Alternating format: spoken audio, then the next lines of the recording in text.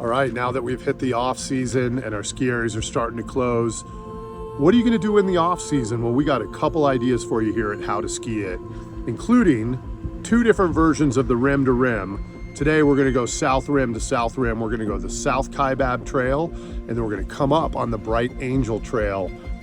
This is a big one for your quad, so it's not as big of a deal as going from north to south, but we can't go north to south today because there's too much snow, believe it or not, on the north rim, and it doesn't open for another month. So here we go. Let's go check out the South Kaibab trail going down, and we're gonna come up the Bright Angel trail.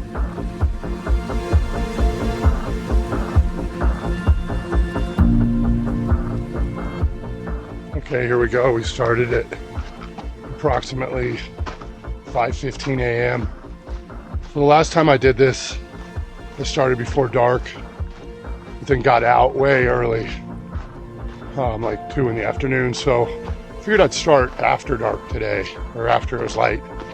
A lot of people. I'll tell you what, when I was here in November, there's maybe 3 or 4 of us on the South Kaibab trail in the morning.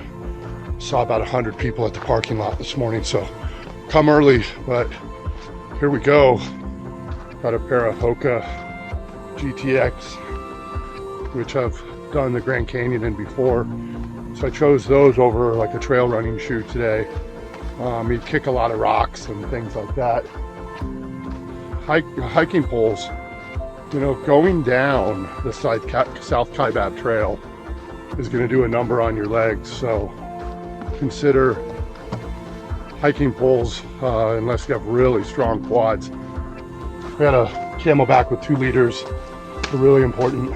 Going down last time didn't set me up for a successful climb out, so I'm hoping today, being more fit after ski season, that will make for a better ascent.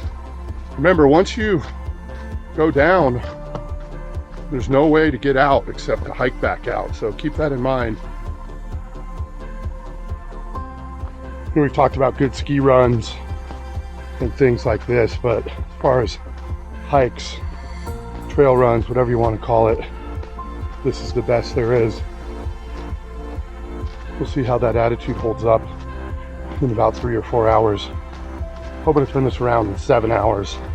Last time it took me 8 hours, so I'm a little more fit from ski season, and I'm hoping that because of that extra fitness, I'll be able to apply that on the last couple miles of the climb out.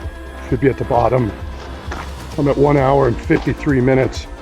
I think I'll be at the bottom 2.5 hours.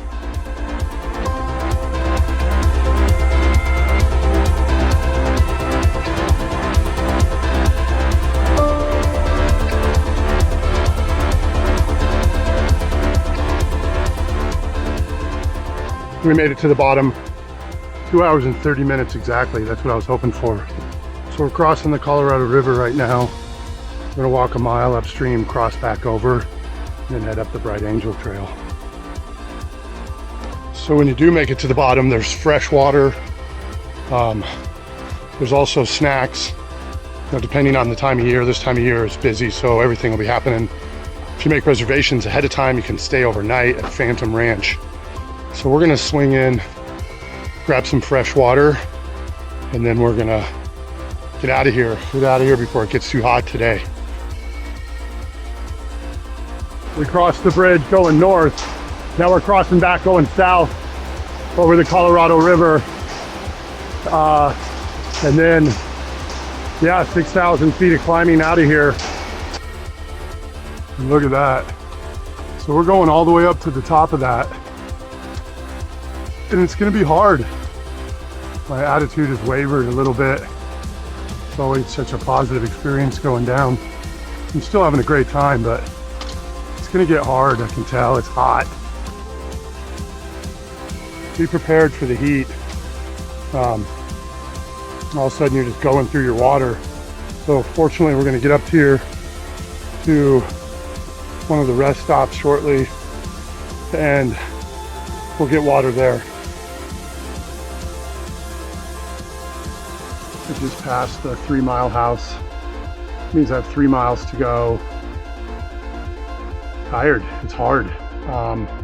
It's hard, but it's awesome. Like everybody's in it together, and it's hot. That was the thing they tell you to look out for. But the last time I was here was in the 30s, so I didn't consider it.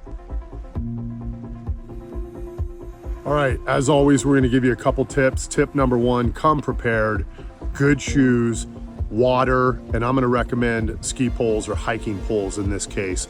I use my backcountry ski poles for this, but take the things you need, a headlamp, and any time of year that it's near winter, you might consider crampons because there's ice at the top of the trails.